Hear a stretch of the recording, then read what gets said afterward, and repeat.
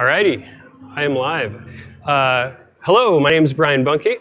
I'm a VMware customer, and this is vSphere, and a disclaimer slide. Okay, before I talk about what vSphere is, I want to talk about why I think vSphere is useful. 4 years ago, I was handed a VMware environment with no administration experience. It was a pretty vanilla environment, so I could wrap my head around it pretty quickly, but I started running into some pretty vanilla problems soon after that. So see if you can relate to any of these. First, do all of your hosts have the same NTP settings? Anything encountering deja vu? Would any of your VMs fail a vMotion because you have something mounted in a CD drive? And does that make you think of Castaway? If you have a better GIF, tell me. On a scale of 1 to 5, how aggressive is DRS migration in your cluster, in all your clusters? Is it consistent? Do you know? And my favorite, what's the oldest VM snapshot you have hanging around? So some of these were very real-world problems I was experiencing, and I gravitated to vSphere because I wanted to try to solve those problems. So think about how you did. Now let's talk about what vSphere is. So vSphere is a lightweight configuration management tool for your vSphere environment. We call it lightweight because it requires no additional infrastructure to get up and running. You just install it from the PowerShell gallery and connect to your, use PowerCLI to connect to your vCenter server, and you're ready to go. vSphere is a PowerShell module. It uses the PowerCLI and Pester modules to get, test, and set values in your vSphere environment. And for anyone curious, VMware, Pester, vSphere. Naming is fun. All right, what does vSphere do? You get vSphere. vSphere scans your environment and creates a config file in JSON based on the current values of your environment. You can take that config value, store it in source control, do versioning off of it. If you like buzzwords, code is infrastructure, infrastructure is code. Kind of enables that framework. vSphere takes that config file, scans your environment to make sure everything matches the values in your config file. If any values are incorrect, vSphere will report on that for you, tell you what's not matching up. And optionally, you can review the results, run vSphere again to remediate or automatically fix all of those differences that it found. So again, if we're playing buzzword bingo, config drift. It's kind of a tool to manage your config drift in your vSphere environment. So that slide had a lot of words. Let's do pictures. Why not? vSphere and hieroglyphics. I don't know if Egyptians had haikus, but there's a fun DNS haiku here. In this scenario, we have 3 hosts. We want all of our hosts to have a primary and a secondary DNS server. One of them does not. So if we run invoke vSphere expecting 2 DNS servers, vSphere is trained to find what's wrong and make dated Game of Thrones references against it. Great. If we want to fix that, you can do invoke vSphere-remediate.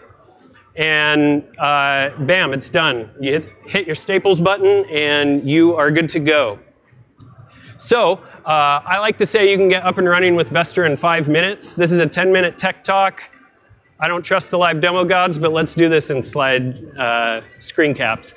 So vSphere is on the PowerShell gallery. You install it from the internets. Connect to your vCenter server. And then there's a one-time setup step. You need to create a config file so vSphere knows what to do. So here, you run new vSphere config. It asks you, do you want me to run against everything in your vCenter? Do you want to filter things down? Do you have a cluster that lives in a van down by the river that you don't care about? we'll just take all the defaults here. And then it starts figuring out what's in your vCenter server. So we have a single data center, a single cluster automatically selected. It prompts you for which host you like, which VM you like, your favorite child, if you will, and it pulls the values from that favorite child to store in your config file. And then, as it does that, it will dump those values into a config file, but also output them to the screen so you can kind of scroll up and review, are all these good? Do you maybe want to think about changing them? And at the end, your config file outputs to either a default location or wherever you want. And that tells you where the config file is if you want to go in and manually edit any values. So that's the one-time setup steps. From there, thereafter, all you need to do is fire up a connection to vCenter and run invoke vSphere. Here we're running a vanilla invoke vSphere. So that's going to look for a config file in the default location, and it's going to run every single test that we package with the vSphere module. So you can see it started to kick off some tests that are all passing, and eventually we get to a test that has a couple of hosts that are failing. When you hit a failing test, it tells you what the expected value is, it tells you what the actual value is, and it even gives you a link to go reference online documentation if you need more info about what that specific test is actually doing. At the end of your run, it tells you how many tests passed and failed, and then you can scroll back up, review those failures. If you agree that those should be immediately fixed, you can run invoke vSphere with the -remediate parameter, and instead of reporting and giving you angry red text, it'll just go through and set those nodes that don't match, those objects, to the value that you want that is specified in your config file. I should stop pointing my remote at the TV. How about over here?